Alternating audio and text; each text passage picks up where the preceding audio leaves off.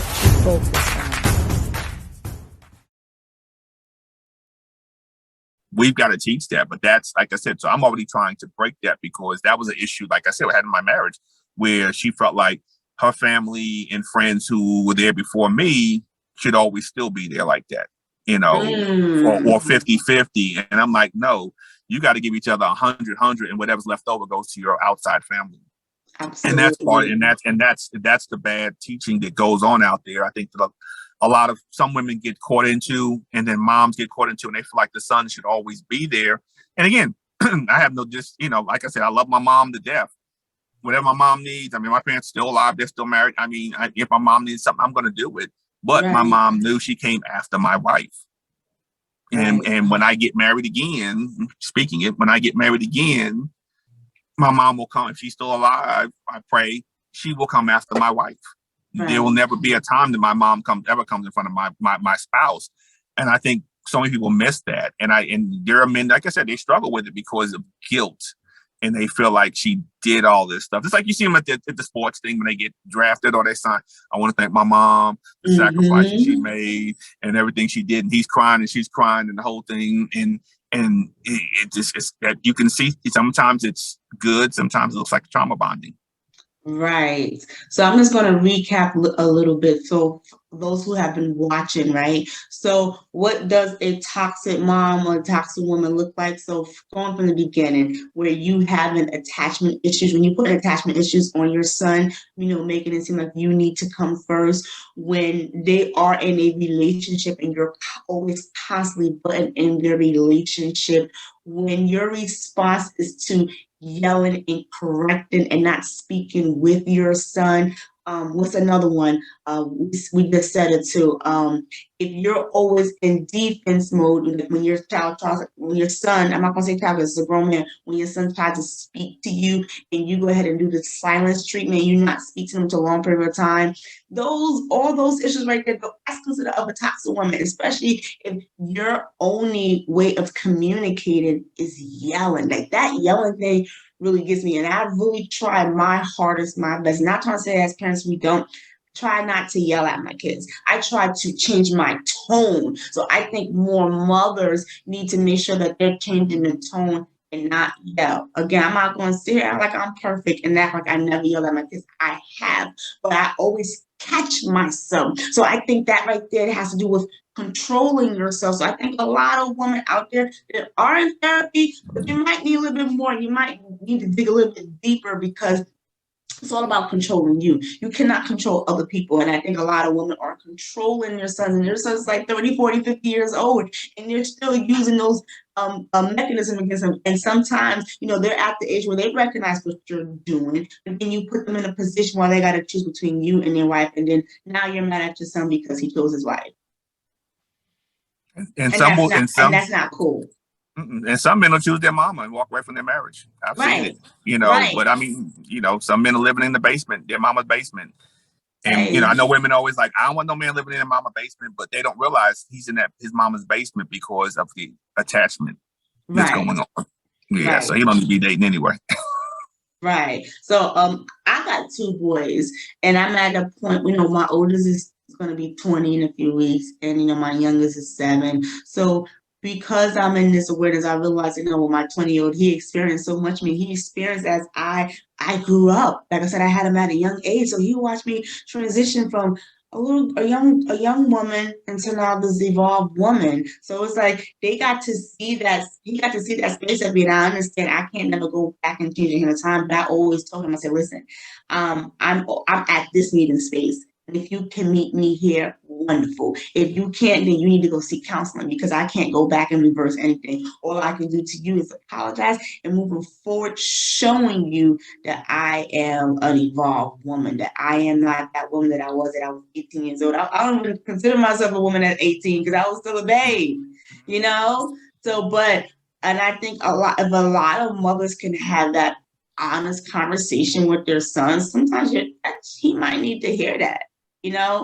I'm sorry. And I have to say this too, especially in our community. We have a hard time apologizing to our kids. Stop that. They need to know that mommy wasn't right, and she acknowledged that she was not right. That right there too, that's part of that generational curses that you have to break. Because don't act like because I am the mom, I am the parent, I'm always correct. No, you're not. Let me tell you something, because God had put me in a humble place. My kids, sometimes when they speak to me, I hear the word of God in them, because I'm like, this is damn, because my baby boy, he's so vocal. He'll say certain things to me that will get me to pause. And I'm like, let me fall back a little bit. Let me listen to him. We're not listening. We hear them, but we're not truly listening. Right. Listening is a skill. You have to develop it. You have to cultivate it. And again, I'm not trying to sit here like I'm perfect, but I'm so much better than I was 20 years ago. I am not that same woman. Right. Yeah. God gave us 2 ears for a reason, 1 mouth. Exactly. But again, I just want mothers just to take more time on self-reflecting on certain situations that they're in, with their children, and just take accountability. I I just know want to say that's one hard. thing. Right. I'm sorry, Corey, you was going to say something? Yeah, I just want to say one thing real quick too, is you talking about, and when they're in that state, if you're a toxic mom and you're looking for help, you're going to drive away men who would be willing to come in and want to come in and be part of your life and take some of that burden and that pressure off of you.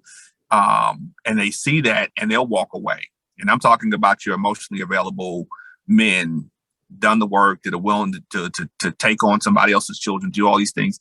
So just something to think about, because I know I hear a lot of women like, oh, there's no good men. Yeah, they don't want to be out here. They don't want to help me with this. They don't want to help me with that, this and this. And I'm like, look at how you're speaking. Right. And so if you're acting like this, I guarantee you he sees that, So I tell people, being in an emotional available state that I'm in, I see things from a different lens. I see things differently now. So I can stand back and watch someone's actions and decide, do I even want to approach her at this point in time? The answer is no, because of the way he is. So that's just something to think about. But if you're looking for that and wanting to date and wanting to marry, and you're having these issues with your own children, believe me, no man's wanting to come in and be part of that.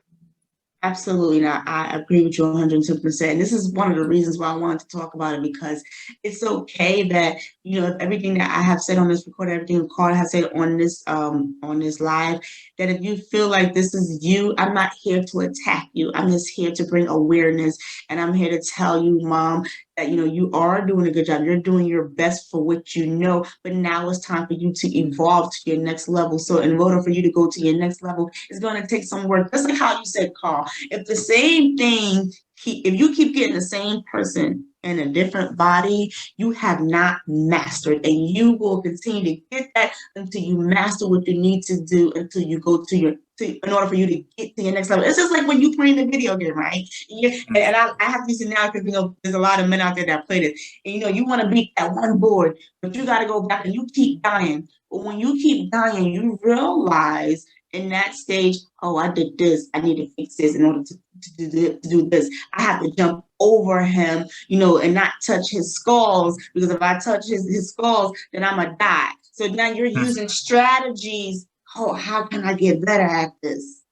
Mm-hmm. And that's what you do. And then you can go to your next level. Amen. That's what we got to do. Yeah. And healing never stops. I will tell people that in a heartbeat. You just get to a place where you're healed enough to date. Right. Or you're healed enough to deal with certain situations. Like I said, it's healing. I tell people healing never stops, because, when you're wounded in a certain way, it can take years for that wound to heal. It doesn't mean that you're unlovable. It just means that there's going to take some time for that wound to heal. And then you'll get to a place where you can love and be loved again, because the wound's healed enough, So I always tell people healing never stops. I feel like when we stop trying to heal is when it's just like, if you stop trying to learn, then you might as well go ahead and go to the grave, because you're not trying to evolve anymore. So when you stop trying to heal, you actually revert back to your old ways, and you revert back to the old wound, and everything you see looks like the old wound when it's not. Right. And that goes back to what I said before. That's you in your survival mode. There's so many people walking around in survival mode. I'll be looking at them. I'm like, oh, I don't want that. Like I smell, oh, you in survival mode, baby. You're gonna have to heal.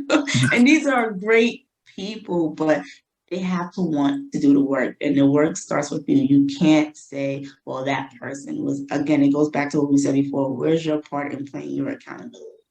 Mm-hmm. You have to take responsibility for you. No one is responsible for you. And I think you said this on the other show, and I appreciate this. You said, even though I'm at a healing place, I still have a therapist. I think that's wonderful. I think it's needed. I think everyone needs a therapist. And I, especially because I have a special place in my heart for leadership. Every leader, they need a therapist, okay? Because they take on so much, they do so. That mantle they carry is heavy. And that's another thing, too. We were talking about in our dating show, right? I'm gonna bring it here into this episode too. When you carry that special mantle, you need a special person in your life. Mm-hmm. Okay, but if you can't recognize that person, how are you gonna know? Right. You can't. That man, like you said, he can have a wife that support him, that have his back. But because you let your mama come in and you interfere, you can just disrupt your whole relationship. And it's not, and I need men to understand that this is not you pushing your mom to the side. That just means the things in your household come first. Because of course, if you have an emergency, you're gonna take care of your mom. It doesn't mean you push her to the side, but you have to have discernment on what take precedence at certain times. But in order for you to get to that space, you need to be healed. You need to have guidance. You need to be taught. So, like you say, Carl, I appreciate you because you're at the forefront where you actually want to cater to the men. Like we said before, there's so many services available for women, but the men need that. Right. But here's the thing too, right? Even though you guys are available to coach the men have to want to come to you. Mm-hmm. You know what I'm saying? How do you get them to come to you? Because there's so many men like, I ain't going there. Because they, if they're saying that they don't want to go to counseling, how are we going to get him to a coaching event? Yeah, it's a tough world in doing that because again, a lot of men want to portray the alpha male, the macho male, all these types of things. And again, whatever you want to call yourself to make you happy and you can sleep good at night, go ahead and do that. I call myself a child of God. That's what I am, first and foremost. So, but I tell men, when I see people having issues or somebody comments something, I'll respond back on my shoot inbox. But it's really hard to get a lot of men to open up. And again, because it's trust, it's bonds. If you look at it, most men's circles are 2 or 3 good friends. Most women might have 8, 9 girlfriends, 10, 12 girlfriends. You know what I'm saying? So you don't see a lot of men have those big numbers. So it makes it harder to trust into what you talk about. Because I always tell people, there's a lot of things, I think women think we talk about, we don't.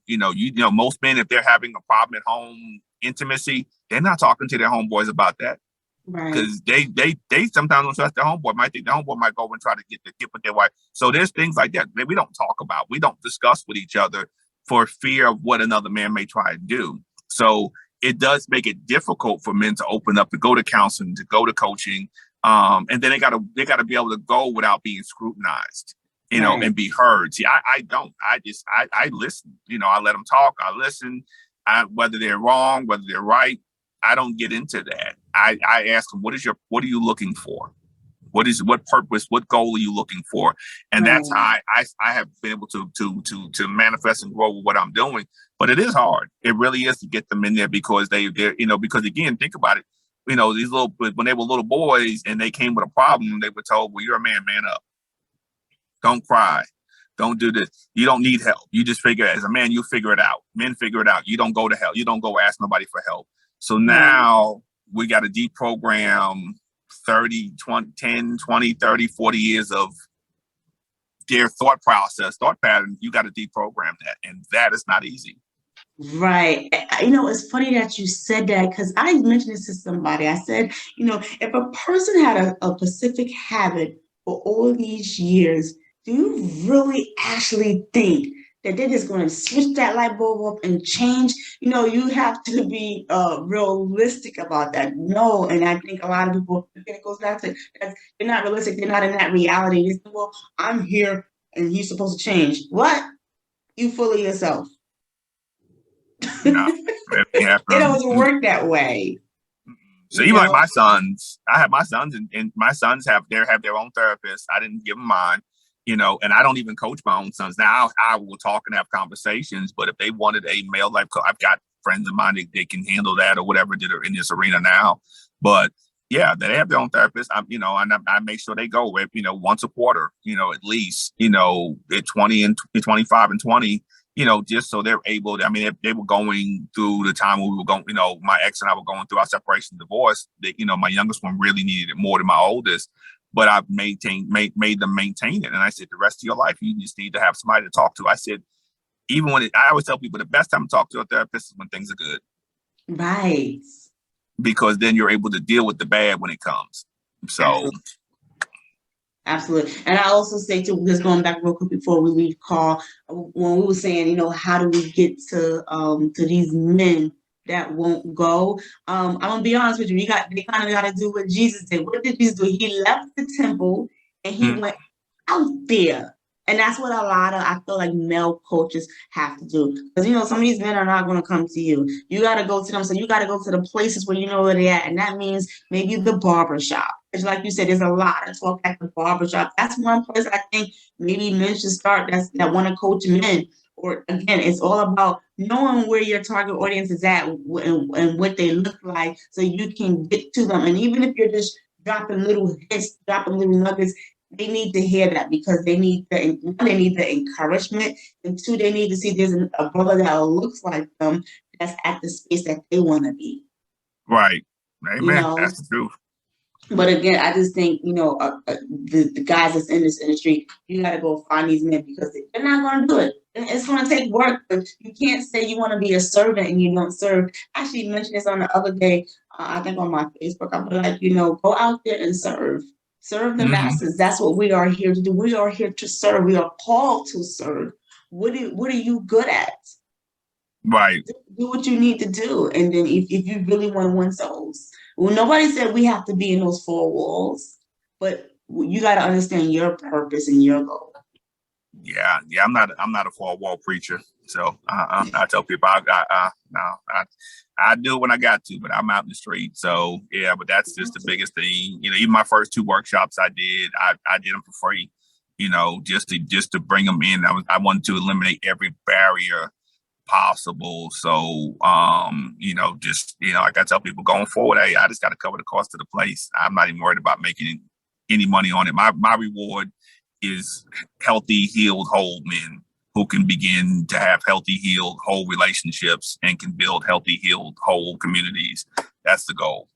I love it because, I'm on the opposite and I'm here to speak to the ladies to let them know that, listen, you don't have to be what you used to be. You can transform and evolve and you can't have the life that you deserve. You can have the marriage that you deserve. You can have the kids, all that. You can have everything that you want, but it requires balance. But before you can get to that place, it's going to start with accountability. Look in the mirror. Yes. So, Carl, I love this. I love what we put out there, but you already know we are running out of time. So, if the people wanted to follow you or get information from you, can you please provide your social media platforms? Yes, they can go on Facebook and IG. It's under Carl the Coach. And just reach out to me. You can send me a message and, I'll follow back up with you with that. So, and I do, like I said, primarily coach men, but I do coach women. I do have some women clients. So I've got a few slots left. So, which is a good thing, I think, to have. A good problem to have. Thank you, Carl. I appreciate you. I appreciate your wisdom. Everybody, we are about to run out of time. Continue to follow us here at the Lady K Chat Podcast. Make sure that you like, you comment, you subscribe, and share this with a friend because someone needs to hear this. There's a lot of people out there on the earth that's hurting. It's a lot of hurt people out there. We already know hurt people hurt people. So if you can just Mhm. take the opportunities to share this with someone that you know this can change your life, I so appreciate it. So I will see you next Tuesday here at 6 p.m. Eastern Standard Time, and I'll see you guys then. Have a good night.